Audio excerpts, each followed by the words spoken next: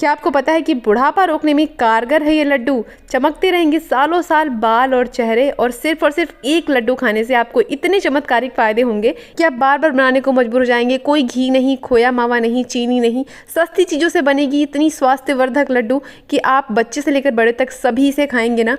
और तो और इससे वजन घटाना या बढ़ाया भी जा सकता है। पूरी वीडियो लास्ट तक देखिए, आपकी ये बहुत काम की रेसिपी होने वाली है। Hello everyone, welcome back to my channel creative class Sarika, और मैं हूँ सारिका।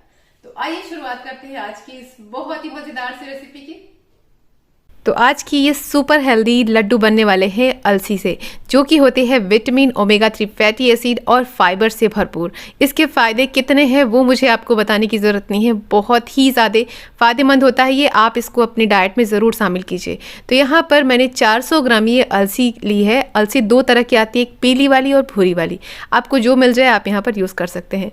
तो यहाँ मैंने इसको क्लीन करने के लिए गीले टॉवल का यूज़ किया है। पानी में टॉवल को हल्का गीला करके सारा पानी निचोड़ लीजिए और अलसी को थोड़ी देर के लिए इस टॉवल से पोंछ लीजिए। जो भी गंदगी वगैरह होगी वो निकल जाएगी। फिर हम इसकी रेसिपी बनाना शुरू करेंगे। यहाँ मैंने 400 ग्राम अलसी ली है, तो इसको मैं सबसे पहले भूनूंगी। तो यहाँ मैंने पैन रख दिया है गैस के ऊपर। कुछ भी घी या तेल हमें डालने की ज़रूरत नहीं है। सबसे पहले हम ये पूरी की पूरी अलसी पैन में डालेंगे और इनको हमें ड्राई रोस्ट करना है।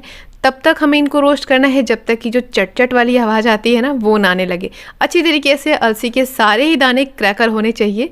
अगर आप अलसी को ज़्यादा अच्छे से नहीं पकाते हैं तो ये फिर दांतों में चिपकती है या फिर आपके डाइजेशन के लिए भी ठीक नहीं होगी। तो इनको भूनना बहुत ज़रूरी है। बढ़िया से इनको भून लीजिए। आप सुन सकते हैं इसकी कुछ इस तरीके की आवाज़ आ रही है, मतलब समझ जाइए कि अलसी बढ़िया से भुन रही है। इसको हमेशा लो फ्लेम पे भुनिएगा ताकि अच्छे से पक सके। तो देख सकते हैं बढ़िया से भुनकर तैयार हो गई है। अब हम इनको तुरंत ही पैन से निकाल देंगे और इसको रख देंगे प्लेट में थोड़ा सा ठंडा होने के लिए। अब सेम पैन में हम बाकी चीज़ें भी डालेंगे। इसके साथ ही हमें लेना है ओट्स। कोई से भी ओट्स ले सकते हैं, किसी भी ब्रांड के। 1 कप लिया है मैंने। इसको भी नॉर्मल तवे या पैन में डालें और हल्का सा इनको भून लेना है। ज़्यादा देर नहीं, कुछ सेकंड्स के लिए बस चला लीजिए ताकि ये अच्छे से क्रिस्प हो जाए। बहुत ज़्यादा देर नहीं पकाना है। अगर आप वेट लॉस करना चाहते हैं या फिर अपनी डाइट में फाइबर की मात्रा बढ़ाना चाहते हैं तो आप ओट्स ज़रूर डालिएगा। देख सकते हैं ओट्स हमारे अच्छी तरीके से भुनकर हल्के से सुनहरे हो गए हैं। तो हमें इनको इतना ही भुनकर पकाना है, ज़्यादा गोल्डन नहीं करना है। चलिए इनको भी फटाफट से हम अलग प्लेट में निकाल लेंगे और बढ़िया से ठंडा होने देंगे। अब इसी पैन में हम डालेंगे लगभग 1 छोटी चम्मच के आसपास देसी घी। बहुत ही कम घी में ये लड्डू हम बनाकर तैयार करेंगे।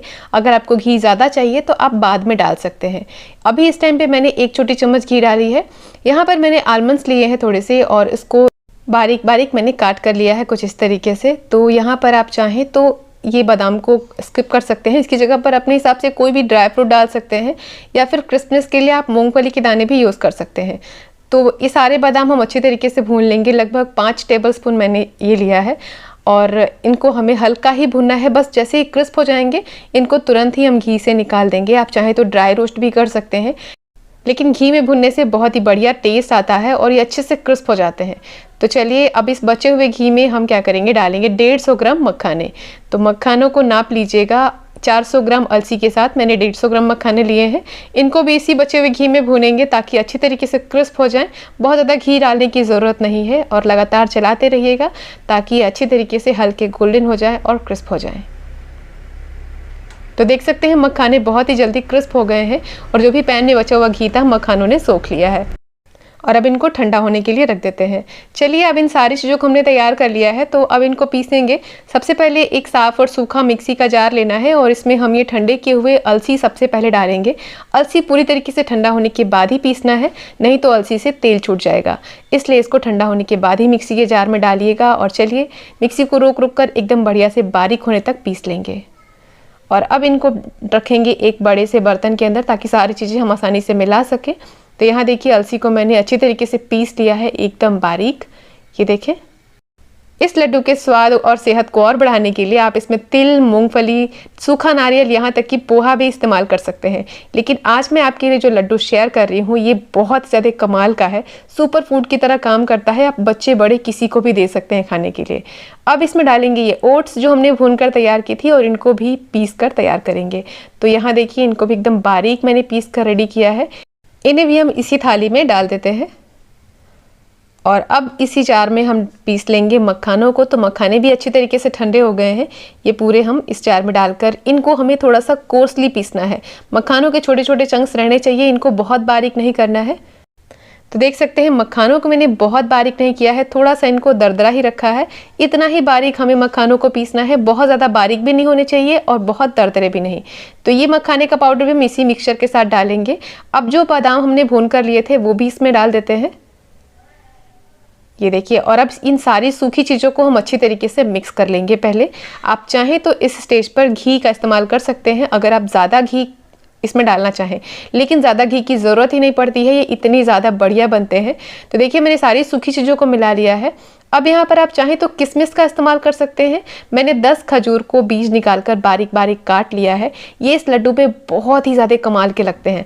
आप एक बार इस तरीके से ज़रूर बनाना, आपको बहुत ज़्यादा मज़ा आएगा इसे खाने में। तो खजूर को भी मैंने बारीक काट करके इसी मिक्सचर के साथ हाथों से अच्छी तरीके से मिला लिया है। ये देखिए, ये सेहतमंद मिक्सचर हमारा तैयार है। चलिए अब इसके लड्डू बनाने के लिए हम सिरप तैयार करेंगे। तो इसके लिए सारे मिक्सचर को हम एक साइड किनारे कर देंगे और थोड़ा सा बीच में जगह छोड़ देंगे। और चलिए अब चाशनी बनाते हैं। तो चाशनी बनाने के लिए मैंने गुड़ का इस्तेमाल किया है। यहाँ एक पैन गर्म होने रख दिया है, 2 चम्मच पानी डालेंगे ताकि गुड़ जले नहीं। और मैंने यहाँ पर 400 ग्राम गुड़ का इस्तेमाल किया है। छोटे पीसेस में तोड़ लीजिए, अब जितना छोटा करेंगे ना उतना जल्दी ये घुल कर तैयार हो जाएगा। तो मैंने यहाँ पर फ्लेम को कम रखा है ताकि जो गुड़ है वो धीमे धीमे पके और इसकी जो चाशनी है वो जमने वाले स्टेज पर नहीं चली जाए।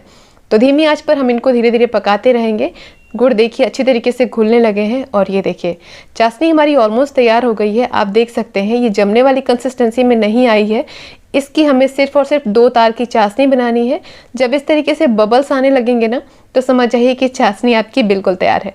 तो अब ज़्यादा टाइम वेस्ट ना करते हुए फ्लेम से हम इसको हटाएंगे और फटाफट से आधा मिक्सचर हम डाल देंगे इस लड्डू वाले मिक्सचर के साथ। तो पूरी चाशनी एक बार में बिल्कुल मत डालिएगा, नहीं तो मिक्सचर आपका गीला हो सकता है या फिर जो चाशनी है वो अच्छी तरीके से पाउडर के साथ मिक्स नहीं होगी। थोड़ा थोड़ा करके हम इनको मिलाएंगे।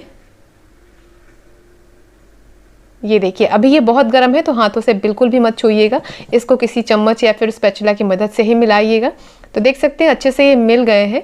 अब चलिए जो बचा हुआ चाशनी था वो भी हम इसमें डाल देंगे और इस पूरे पाउडर को बढ़िया से मिलाएंगे। ये पूरे पाउडर के लिए इतना गुड़ की चाशनी काफ़ी है, तो ज़्यादा चाशनी ना हो जाए इस चीज़ का भी आपको ध्यान रखना है। और चाशनी जमने वाली कंसिस्टेंसी में ना चली जाए ये भी ध्यान रखना है, नहीं तो आपके लड्डू हार्ड बनेंगे। अच्छी तरीके से सारे चाशनी को हम इस पाउडर के साथ मिक्स करेंगे और थोड़ा सा हम इनको ठंडा होने देंगे ताकि हम इनको टच कर सकें। एकदम गरम गरम में लड्डू अगर बांधेंगे तो शेप में नहीं आएंगे, क्योंकि ये पूरी चाशनी अभी गरम है तो मिक्सचर अभी बहुत ज़्यादा गीला है। देख सकते हैं अच्छी तरीके से मिल गए हैं और धीरे धीरे से ठंडे भी होने लगे हैं। जैसे जैसे ठंडा होगा ना वैसे वैसे ये थोड़ा सा थिक हो जाएगा। अब ये थोड़ा थोड़ा ठंडा होने लगा है, हम इनको अब टच कर सकते हैं। तो हाथों पर थोड़ा सा घी, तेल या फिर पानी भी लगा सकते हैं और ताकि जो लड्डू है बने वो थोड़े चिकने और चमकदार बने। अब इस मिक्सचर में से जितने भी आपको पोर्शन के लड्डू बनाने हैं आप उसके साइज़ ले लीजिए और उसी से हाथों में छोटे छोटे लड्डू बनाकर तैयार करेंगे। तो बस इसी तरीके से हाथों में थोड़ा थोड़ा घी लगाते जाइएगा। एक बार लगाएंगे तो आधे लड्डू तो बन ही जाएंगे और इतने मिक्सचर से आप लगभग 40 से 50 लड्डू बनाकर तैयार कर सकते हैं। देखिए लड्डू कितने चमकदार बने हैं और बहुत ही ज़्यादा खाने में मज़ेदार। तो लीजिए सारे ही लड्डू मैंने बांध कर रेडी कर लिए हैं।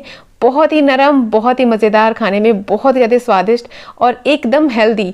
आप इन लड्डू को एक बार ज़रूर बनाइए, आपके शरीर की हर समस्या दूर होगी, चाहे वो बालों की हो, स्किन की हो या फिर डाइजेशन की, क्योंकि ये लड्डू हज़ारों फ़ायदों से भरपूर है। और अब मैं आपको इन्हें तोड़कर दिखाती हूँ कि चमकदार और हेल्दी से लड्डू कितनी ज़्यादा सॉफ्ट बने हैं।